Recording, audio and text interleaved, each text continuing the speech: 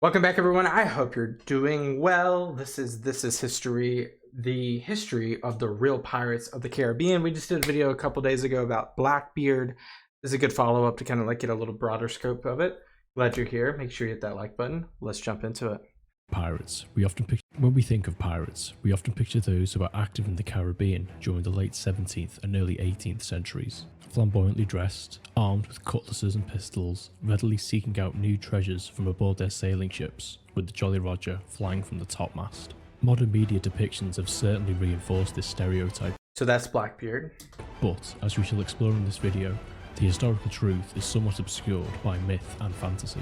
This is the history of the real pirates of the Caribbean. And I think most people realize that, the movies, Pirates of the Caribbean, are not nonfiction, but realistic fiction, as there are many of those types of movies, right? So, but there are some truths of it. It's probably exaggerated in some sense, but there are some truths. The discovery of the Americas by Europeans in the late 15th century paved the way for the exploration and eventual settlement of the continent in the following decades, principally by the Spanish. The founding of these new colonies led to the establishment of trade and commerce between the Old World and the New, with people and manufactured goods leaving for the Americas and valuable raw materials such as tobacco, sugar, gold and silver making the return journey to Europe. Correct. That's even a triangle more than an ellipse. By the mid-16th century, the political situation in Europe was fractious to say the least. The main superpower at the time was Spain, with a ever-expanding overseas empire and increasing material wealth only sparing jealousy and animosity amongst their European rivals, particularly from France. The emergence of the Protestant Reformation had also split Europe on religious and sectarian lines, with some nations such as the Netherlands and England choosing to break away from the Catholic faith and oppose the influence of the Pope and ultimately Spain, who were his military enforcers. The French, English and Dutch, all being seafaring nations, similarly wanted empires and riches of their own, but these ambitions would inevitably draw them into conflict with Spain. However, rather than continue with the costly and destructive wars in Europe, they spotted the opportunity to attack the more vulnerable Spanish possessions in the New World, notably by robbing their richly laden treasure ships of gold and silver, as well as sacking their strategically important settlements on what became known as the Spanish Main, such as Cartagena, Portobello and Panama City, as well as the Caribbean settlements of Havana and Santo Domingo. All of these factors led to the birth of piracy in the Caribbean. I might be just off base here, but it's crazy to think that these are weighted differently in active war, right? So like if you sack a city as a foreign country to another foreign country, but in relation, Spain and France obviously share a border. Spain's in proximity to the Dutch and proximity to the English. I guess that's not weighted the same when it's halfway across the world versus like a territorial expansion attack, right? Or like a broadside attack, like in terms of like amphibious or as in for England. But I don't know. You don't hear about these as much. So therefore, inherently, they're weighted a lot less. So, but nevertheless, let's keep watching. Initially, such activities were mostly dominated by French privateers. The distinction between this and illegal piracy being that privateers were sanctioned by the state with a letter of marque, effectively giving them permission to rob and plunder their Spanish targets. In return, they were to provide a percentage of the spoils to the issuer, in this case, the French crown. They're just mercenaries that are commissioned. Privateers such as Jean Fleury, Francois Leclerc and Jacques Dessau wrought havoc on Spanish settlements and shipping, carrying off a great deal of treasure in the process. Later in the 16th century, war broke out between England and Spain, thus leading to the emergence of English privateers in the Caribbean, such as Sir Francis Drake, Sir Richard Hawkins and Sir Walter Raleigh.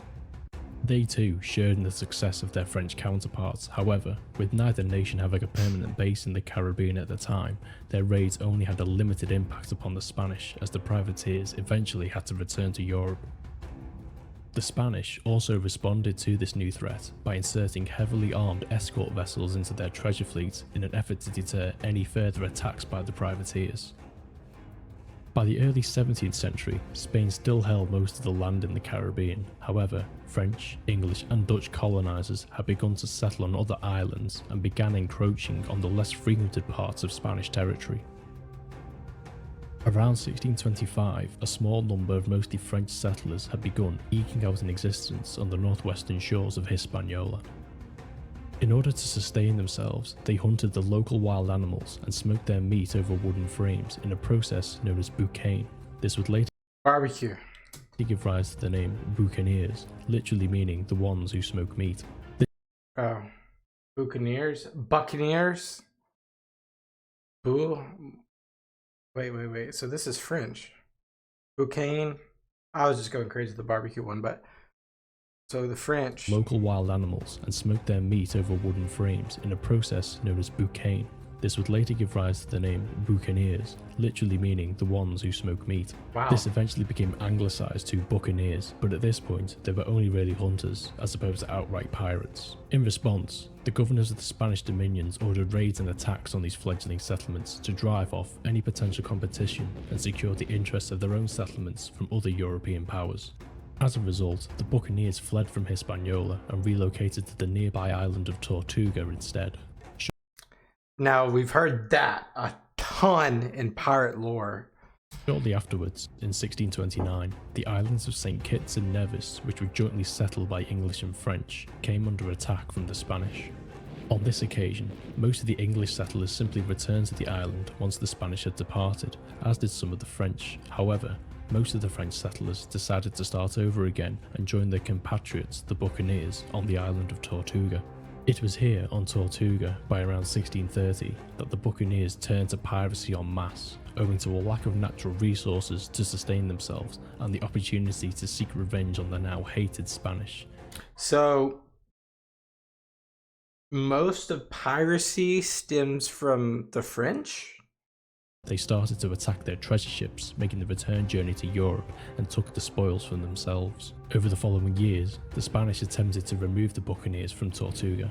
Although they had some initial success, they ultimately failed in the long term as the buccaneers returned each time and in greater numbers, with more and more French, English and Dutch settlers turning to piracy against the common enemy, the Spanish. Mix. In 1640, the French engineer Jean Levasseur arrived on Tortuga and set about constructing a fort overlooking the harbour to protect it from future attack. Fort de Rocheur, as it became known, had a large battery of cannon and allowed safe harbour for pirates of all nationalities in return for a small cut of their captured loot. Tortuga then became the first pirate port in the Caribbean. By this time, the buccaneers had begun to call themselves the Brethren of the Coast and had organised themselves into a loosely formed coalition against the Spanish. Before each raid, they would elect a captain to lead the expedition and then draw up codes of conduct known as articles, which set out the rules and regulations for the duration of their voyage. By the standards of their day, these were fairly democratic and egalitarian in nature, as they allowed for the removal of the captain if he was deemed to be unfit or unpopular.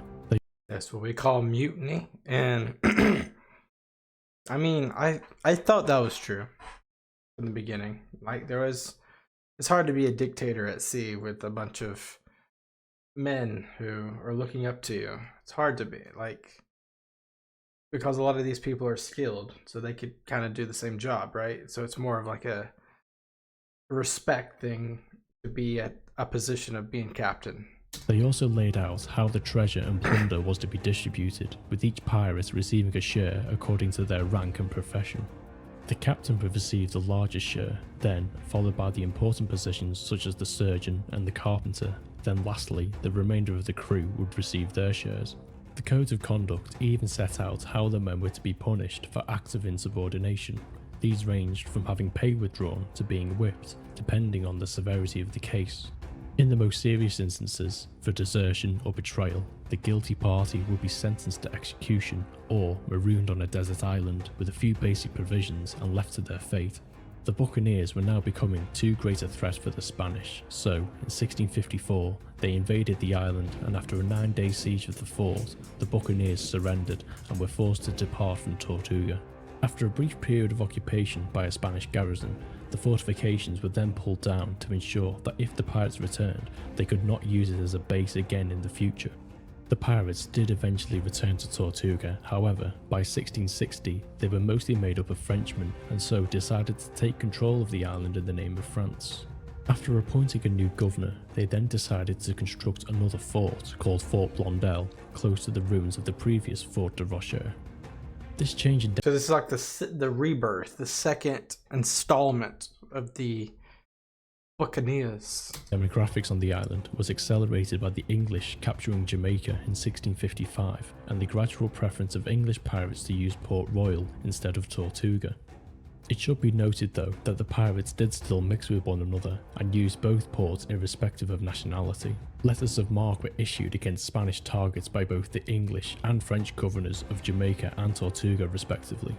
As Port Royal grew in importance, so did the need to defend it. Fortifications were constructed in 1655, but the governor at the time also extended an invitation to the Brethren of the Coast to come and use the port as a base for their attacks on the Spanish. Initially, Port Royal's activity was mostly dominated by privateers issued with letters of marque. One such privateer was Christopher Mings, whose career is noted for numerous attacks on the settlements of the Spanish Main. However, depending so far like the thesis of this is piracy has been a leverage point, not a leverage point, but like a lever that these nations such as the Dutch, such as the English, such as the French can pull to combat Spanish influence. of his achievements would come in 1663 when he would command the largest buccaneer fleet ever yet assembled and lead a raid on San Francisco in Campeche. Also part of this raid was one of the most famous buccaneers of them all, Henry Morgan. His early career was noted for his successful plundering of Spanish shipping and returning with the spoils to Port Royal. This earned him a good reputation and in 1667 he was issued with another letter of marque to attack more Spanish ships. However, under this agreement he was not permitted to attack Spanish settlements. Being well aware of the immense wealth these Spanish settlements possessed, he decided to ignore the details in his letter of marque and instead led a raid on Portobello in 1668, followed by more attacks on Maracaibo and Gibraltar later in the year and into 1669.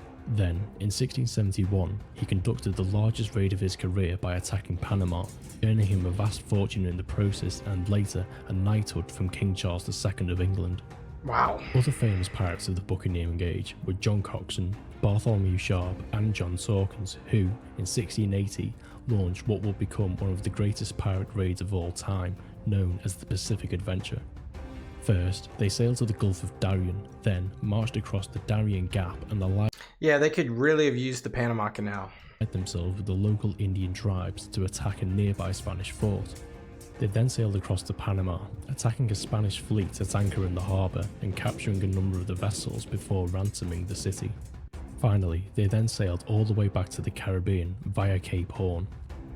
As a result of these raids, Port Royal became one of the most prosperous settlements in the Caribbean, resulting in a population of around 6,500 by 1692. This not only attracted pirates and privateers, but also merchants and artisans, as well as an ever-growing number of prostitutes and tavern keepers keen to make the pirates part with their plentiful treasure.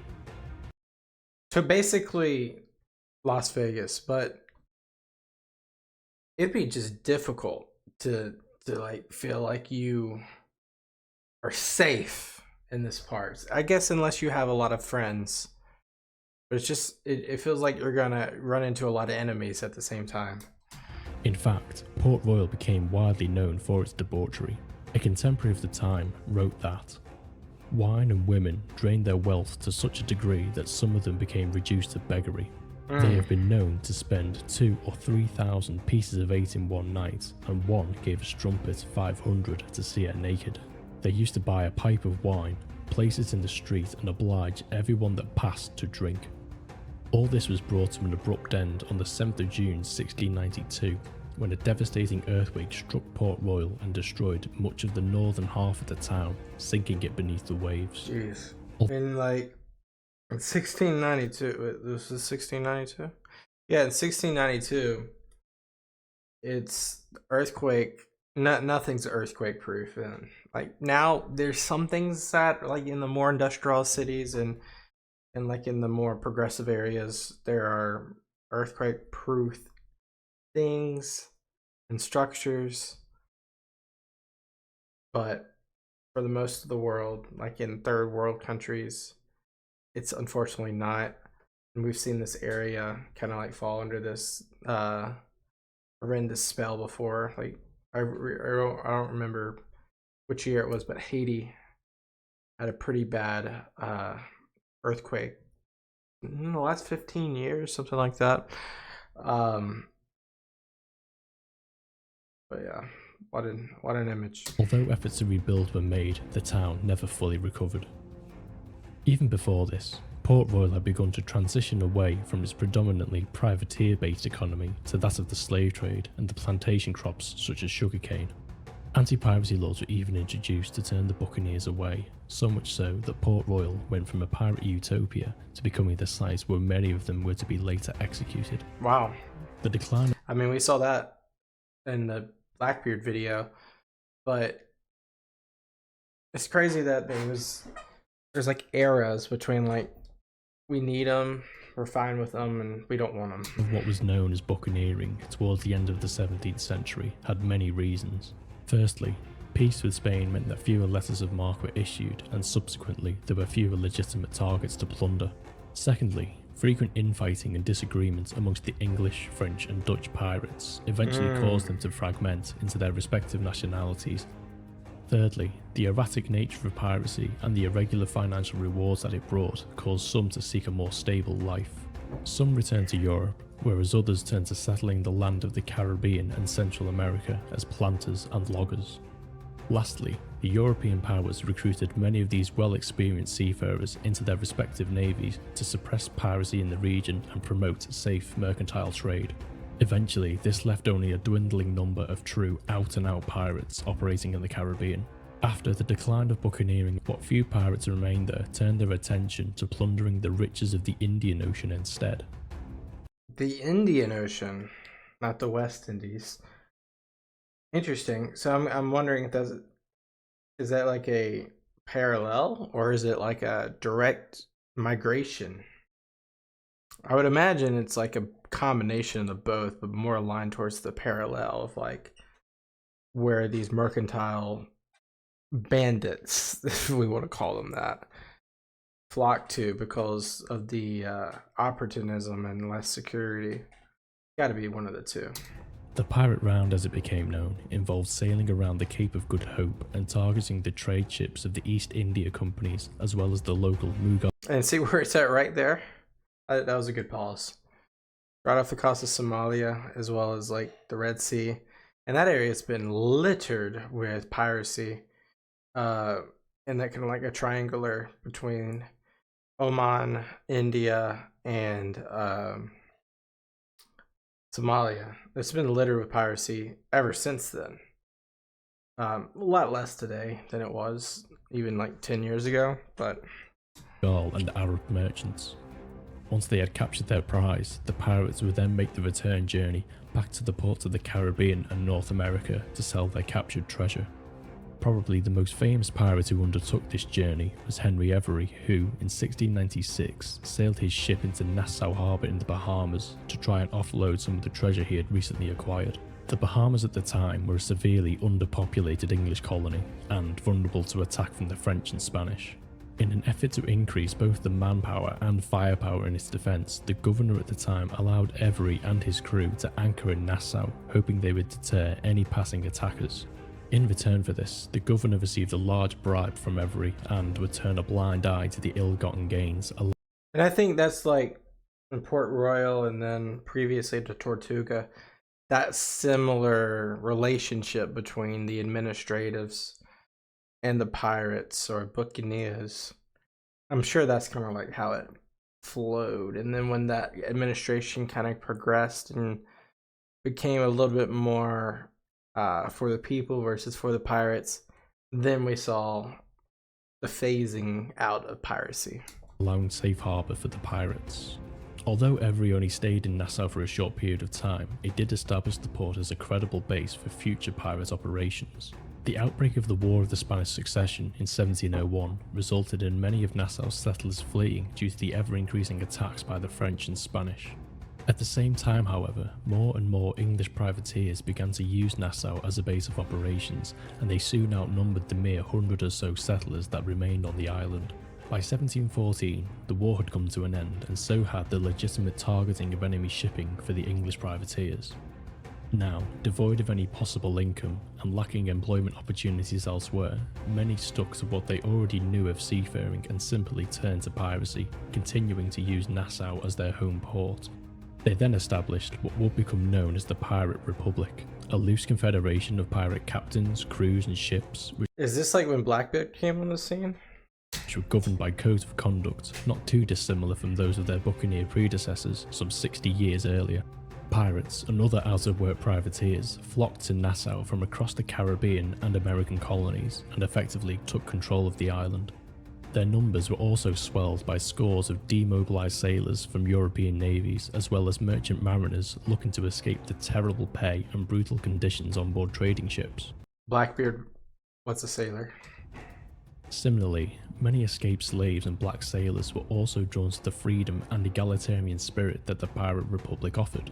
So much so that of the estimated 5,000 pirates active in the Caribbean between 1715 and 1725, it is said that almost 1 in 3 were of African heritage. The Pirate Republic, with its democratically elected leaders, equitably distributed plunder and lax societal rules, proved immensely attractive to many seafarers of the day who would otherwise have been paid very little for their hard and dangerous work.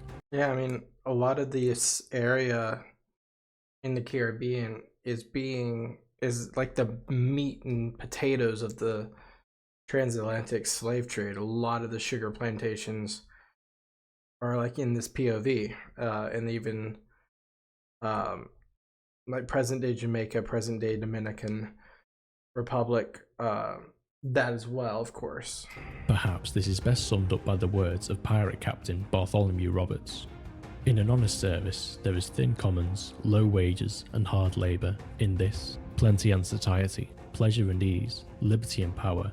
And who would not balance creditor on this side, when all the hazard that is run for it, at worst, is only a sour look or two at choking? No, a merry life and a short one shall be my motto. Within I've heard of this guy, by the way, Bartholomew. I think that's how you say it, Bartholomew. the Pirate Republic also emerged a nucleus of the most notorious and daring pirates, known as the Flying Gang. Initially headed by Benjamin Hornigold and Henry Jennings, the gang grew to include other famous pirates of the age such as Charles Vane, Calico Jack, Stead Bonnet, Sam Bellamy, Mary Read, and Bonny, and probably the most famous of them all, Blackbeard. Being of mostly English extraction, the pirates were at first prone to patriotic favour and remained loyal to their own cause by only targeting French and Spanish ships. However, the increasing amount of British-flagged merchant vessels traversing the shipping lanes of the Caribbean eventually proved too great a temptation for the pirates. Some crews even complained to their captains in frustration that they were passing up too many easy targets. Eventually, trading vessels of all nationalities were considered fair game and the pirates plundered with impunity. This increase in piracy did not go unnoticed amongst the colonial governors of the Caribbean, nor their representative governments back in Europe. The threat to merchant shipping, in particular that of the now lucrative slave trade, was too great to allow piracy to go unchecked. In 1717, King George I of Great Britain issued a proclamation granting clemency to pirates if they turned themselves in and swore never to take up arms again. The King's pardon, as it became known, had a low uptake at first, so the King had it reissued again in 1718 in the hopes of persuading more pirates to abandon their illegal practices. In addition to this, King George also appointed Woodes Rogers as the new Royal Governor of the Bahamas in order to subdue the pirates of Nassau and reinstate official British control over the territory. And the shipbuilding in Britain is becoming really good. I don't really have the best facts, but I do know when I was studying, watching, reacting to the Napoleonic Wars, which are like 70, 80 years away from, what we're watching here. Obviously, Great Britain had the greatest navy of all time ever to be seen. And I'm guessing, betting that even here now, the pirate ships pale in comparison to the amazing ship work and cannon work and all of the above that the British ships would have. Upon his arrival in Nassau Harbour in July 1718, Rogers managed to blockade the port, trapping the notorious pirate captain Charles Vane inside it. Unfortunately for Rogers, Vane managed to escape and threatened to return to the port alongside Blackbeard and retake the settlement in the name of the Pirate Republic. The remaining pirates in Nassau were granted the king's pardon by Rogers, and he then set about rebuilding the island's fortifications to deter any future attacks, not only from the pirates but also from the Spanish vessels whom Britain was now at war with. This proved more difficult than anticipated for Rogers, as the local inhabitants of Nassau were so unaccustomed to any form of authority that they simply refused to work for him in the rebuilding of the fortifications. Being unable to deal with both the unruly locals and the threat of attack at the same time, Rogers delegated the responsibility of subduing the pirates by employing pirate hunters.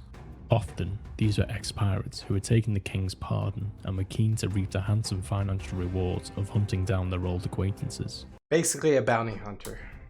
As was the case with Benjamin Hornigold, one of the original founders of the Pirate Republic, now on the payroll of the governor. Hornigold attempted to bring in both Charles Vane and Blackbeard, but they were able to evade his efforts, with only a number of their associates being captured instead.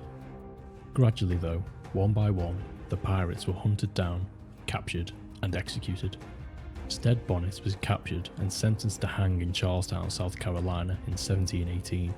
Many were hanged in the once famed pirate utopia of Port Royal, such as Calico Jack in 1720 and even Charles Vane, whose luck ran out in 1721.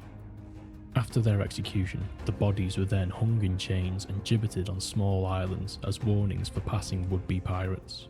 We see that in the first Pirates of the Caribbean. It's like a deterrent. And this is no different than like how many kingdoms previously in medieval Europe or even medieval Middle East would have, traitors or enemies outside the walls of the city hung up this way, or even in some cases in the streets. Some, however, fought on to the bitter end, rather Blackbeard. than face the gallows, like Blackbeard, who was killed in combat by a pirate hunter in Yeah, and that was the one where they had like 20 stab wounds and like 6 shot wounds. 1718. Between 1716 and 1726, approximately 500 pirates were executed. This was not the only deterrent to piracy, as the same socio-economic factors that had driven so many down-and-out seafarers to turn to piracy in the first place conversely pulled others to seek steady pay and legal employment in the expanding Royal Navy. Sharing a similar fate to their buccaneer forebears, the pirates of the early 18th century were deprived of a safe base of operations with the loss of Nassau, and the growing pressure from naval forces significantly diminished their numbers. The lure of Spanish treasure had faded, and the hunters gradually became the hunted. By the end of 1721, piracy in the Caribbean had been dramatically suppressed. The legacy of these pirates lives on in our modern-day media depictions, but this is often marred by our own misconceptions and stereotypes. For example, there is no historical evidence to support the idea that pirates talked in a particular way, nor that they made anyone walk the plank. Although they were certainly ruthless and violent in their pursuit of treasure, this was probably no more so than by the standards of the day. Perhaps then, we should best remember the pirates for their behaviour with one another, enshrined in their codes of conduct. Being based on a fair and democratic system that allowed all to share in the rewards of plunder regardless of an individual's social background. It is this egalitarian spirit which, in many ways, is not too dissimilar from our own modern-day ideals of justice, liberty and opportunity. That should be the legacy of the real Pirates of the Caribbean. Really cool. Back up a little bit. We'll just stay right here. Interesting though, like how this kind of like, just like, I don't know how you can explain it, but like it kind of like started to like the ingredients started to cook here in the Caribbean, whether it be against Spanish influence in the beginning, where you have, you know, the initial landings that then migrated to Tortuga, and then Tortuga kind of like had like a like an era of piracy, and then it kind of went away, and then it kind of came back with the fort, the rebuild, and then or was that Port Royal? I think that was, I can't remember. But then you have Port Royal and Jamaica really open up, and there's like a different, you know, it's a kind of like a different feel, but there's still that harnessing of piracy. But then I think the climax, as explained here, was Nassau, when you had that kind of like that deal with the governor, as well as like the pirates, where you have you know, you're able to use this as a base, as well as, you know, there is some sort of payment tribute to the governor to give you safe harbor. The where they crossed the Panama without using a canal, obviously the canal wasn't a thing. That's crazy cool. And then the continuous trips, you know, around Africa, that's interesting. But yeah, this is interesting video. A lot of context, a lot of understanding of like the timeline, like 1714, 15 to 1721 is kind of like that high golden age of piracy. In this format at least. And as I said, there's piracy that still to this day, sort of, but more like previously than today, like in the Indian Ocean and other places as well. Really interesting video. Let me know what you guys think. I appreciate you guys watching all the way to this point. Make sure you hit that subscribe button and that like button. I'll see you guys next time. Peace out. Bye-bye.